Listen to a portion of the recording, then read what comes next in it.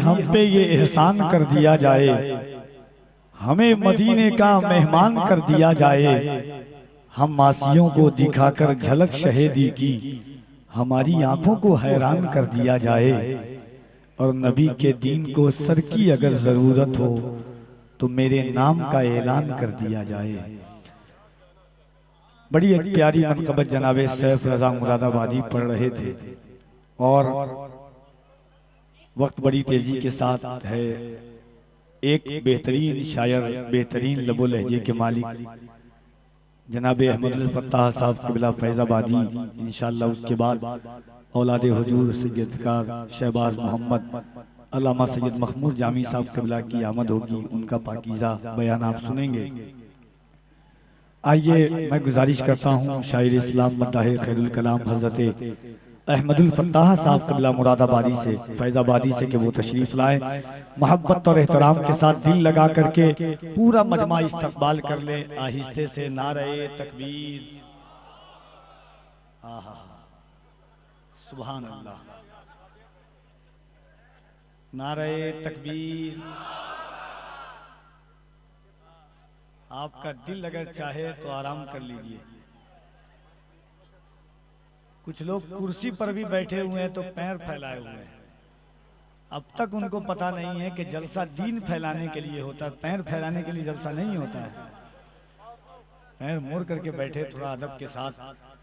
क्या जरूरी है कि बार बार कहा जाए हाथ उठा के बोलिए, पैर उठा। अच्छा डर तो नहीं रहे ना आप? डर रहे हैं क्या आप? डर रहे हैं तो मोहब्बतों के साथ हाथों को उठा के बोल रहे हैं या रसूल अल्लाह।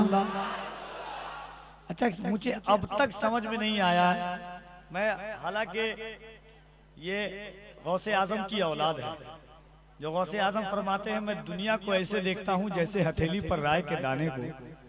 वो गौसे आजम देख रहे हैं कि मेरा बेटा गया है, मेरे बेटे के नाम की महफिल है, मेरे बेटे के चाहने वालों की कमेटी है, मदरसा उनका है, कौन किस नीयत के साथ बैठा है। गौसे पाक फरमाते हैं कि मैं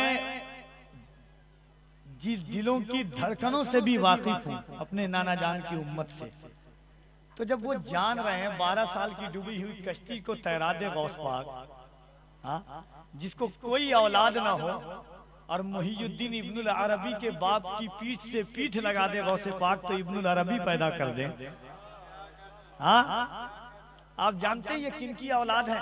गौस पाक की बारगाह में एक बावर्ची रहते थे, खादिम।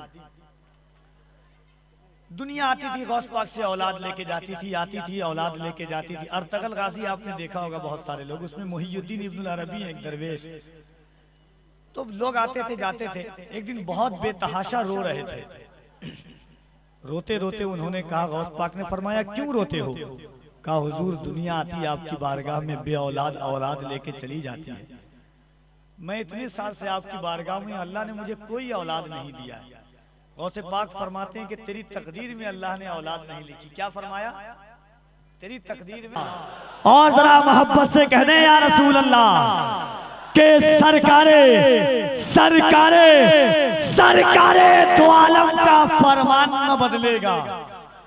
बोले बोले सुभान अल्लाह। और जरा दिल लगा के सुभान अल्लाह। सरकारे दो आलम का फरमान न बदलेगा, फारा की बुलंदी का ऐलान न बदलेगा। दिल्ली का मिनिस्टर तो हर बार बदलता है, अजमेर की धरती का सुल्तान न बदलेगा। दिल्ली का मिनिस्टर तो हर बार बदलता है, अजमेर की धरती का सुल्तान न बदलेगा। जनाब अहमदुल फत्ताह साहब क़िबला का इस्तक़बाल कीजिए। दोनों हाथों को उठाकर, मैं आहिस्ते से बोलूँ आप जोर से बोलिएगा।